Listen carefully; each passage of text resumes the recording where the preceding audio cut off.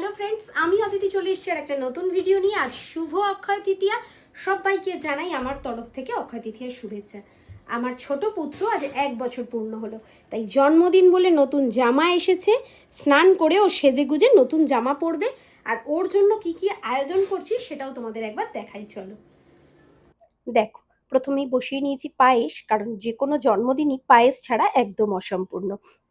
পায়েস ready করার পরই আমি ময়দা মেখে লুচি বেলে একদম ভাজতে বসিয়ে দিয়েছি। আর গরম গরম ফুলকো ফুলকো লুচি, জন্মদিন তো একদম জমে যাবে।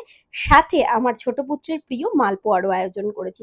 খুবই সামান্য আয়োজন করেছি, যা গরম। তা কিন্তু ছোট পুত্রের জন্মদিন বলে কথা, এইটুকু না করলে তো হবে না।